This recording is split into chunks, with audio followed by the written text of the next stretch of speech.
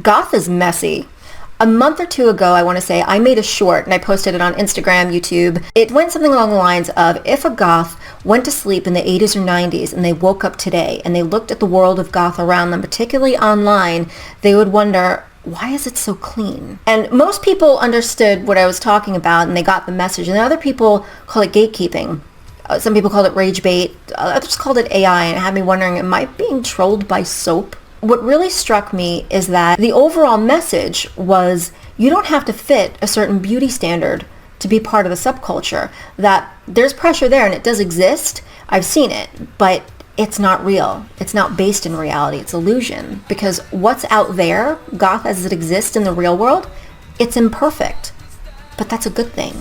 So going into the comments and going into the discussion that this brought up, it made me really want to touch on this further. It's because it made me think of different aspects of goth that I never actually fully considered. It's things that were always there, but you never really thought to articulate or talk about. It's just things that were commonplace, if that makes sense. This is not about real goths versus fake goths today.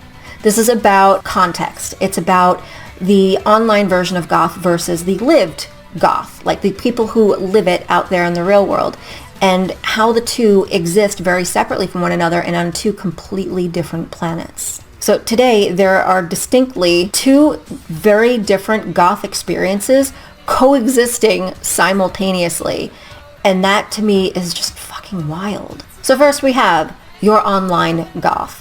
These are people that you find on places like TikTok, on Instagram.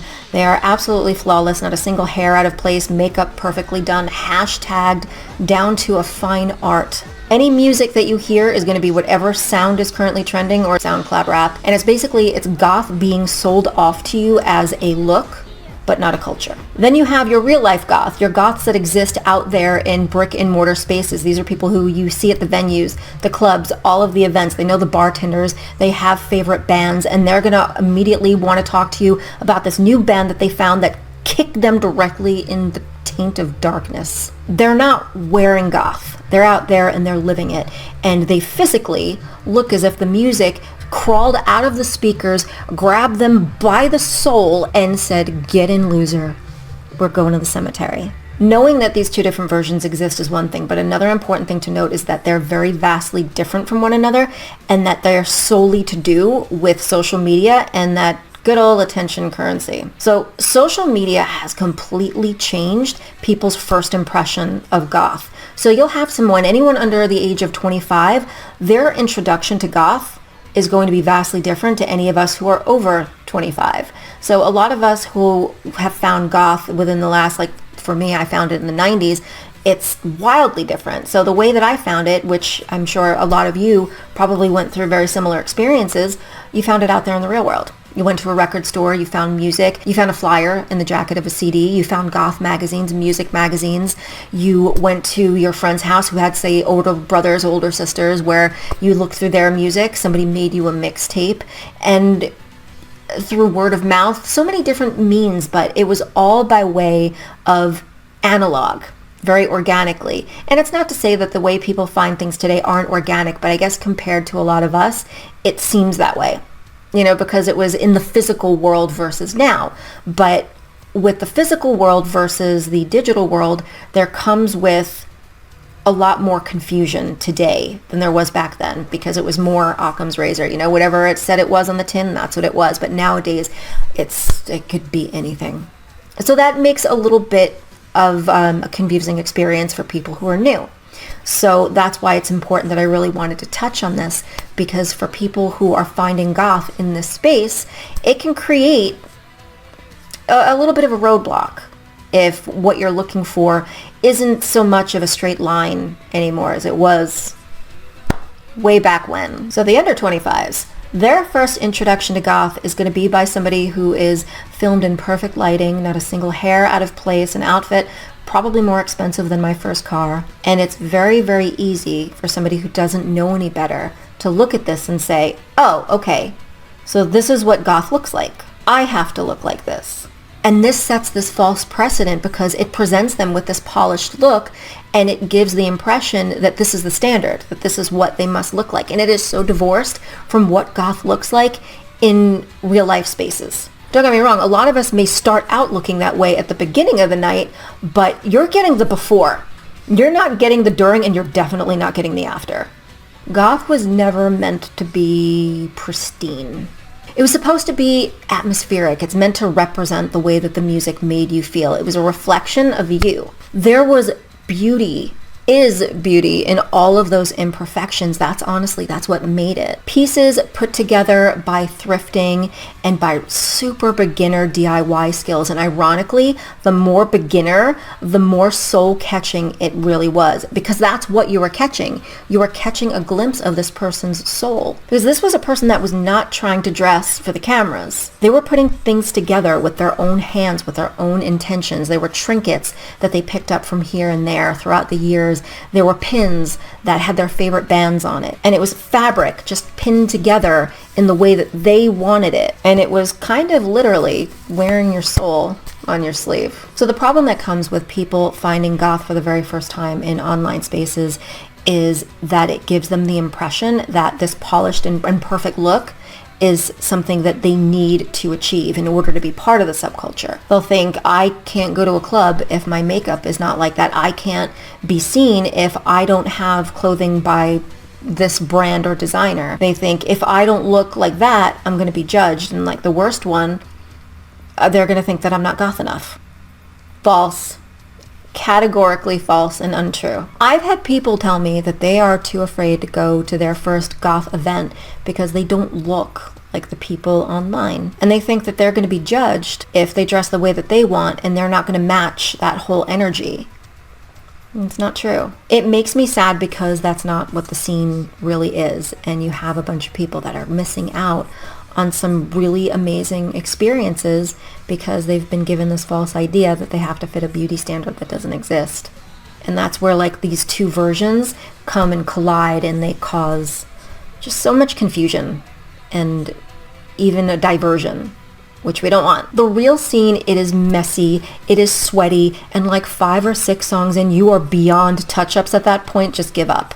But it doesn't matter because it is alive. It is about listening to the same song that you love, that you've listened to 1,000 times in your room, in your car, but for some reason in this space, in this atmosphere, on this sound system, surrounded by these people, it takes on an entirely new life, and no one gives a shit what your contour looks like. It is about coexisting in an environment with your community and dancing so hard that somehow your eyeliner has leaked into your boots. And nobody cares. No one in the club.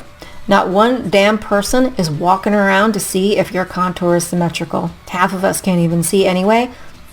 But again, nobody cares. The lights are way too dim. Fog machine, if there is one, is doing its thing. Maybe there's some strobes going on. But if you want to see a bunch of horrified faces, I'm sure that every single one of us have had one of the club nights where the lights just suddenly come on. It's always funny when that happens. So what the algorithm does not show you is what happens when you exist in your look for more than 10 minutes. So picture this. You get ready. You crimp your hair or you straighten your hair. Your makeup on point. Outfit completely outfitting. You are happy with the way that you look. You look amazing. But then you walk into the venue. 100 bodies alive. Then the temperature goes from whatever to Satan's armpit in about 30 minutes. And then the night picks up, and your lipstick, it starts to migrate to your drink. And now there's more product on that cup than there is on your mouth. Your hair suddenly starts surrendering to the humidity from all of those sweaty bodies. And if you straightened it, it ain't straight anymore. It's something else now. Your foundation is beginning its spiritual journey toward oxidation. Eyeliner's patchy. How's that deodorant working out for you? You have a band of foundation around the collar of your shirt. And your boots are now plotting your murder. This is goth in brick and mortar spaces. It is the real and the raw. But people who only see it online, they have no idea that this is what actually happens, that this is what it actually looks like. All they see is the before, and then they think the before is the standard. Just for a moment, I'm going to point out my own hypocrisy here because I am not above this. I am guilty too. When you see me in my videos, you see the before. You see me about 2 to 3 hours into shooting, and that's it. I'm in controlled lighting. You are looking at the starting look.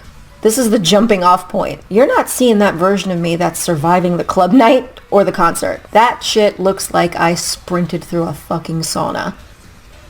Twice. If we ever hung out at an event for more than a few hours, I promise you, I am a hot mess. I'm not judging anybody. I am just acknowledging the reality of it because I've lived on both sides of the thing. Now let's talk about the end of the night. This is really what social media doesn't show you, and it is a travesty because I feel like if there was ever a draw to the goth subculture, this part would be it. You're sitting in a diner with a group of your friends at 4 a.m. Your boots are off. They're either under the table or they're in your lap. Everybody looks as if they survived a natural disaster, and not one single person cares. There are other people from the club there as well, having disco fries and waffles. They all look a hot mess too. No one's judging. You have a false eyelash stuck to the middle of your forehead. No one cares. You're too busy laughing, conversing, reliving moments of the night, drowning our pancakes in syrup, and sharing a big gargantuan plate of French fries. Gotta carb up after a bunch of dances. That is goth culture, not this whole pristine aesthetic that dies the moment that life starts happening. The messy but happy, imperfect humanity that you don't really get to see. So the bigger issue that comes along with this is like pressure, insecurity, and then just feeling overall discouraged.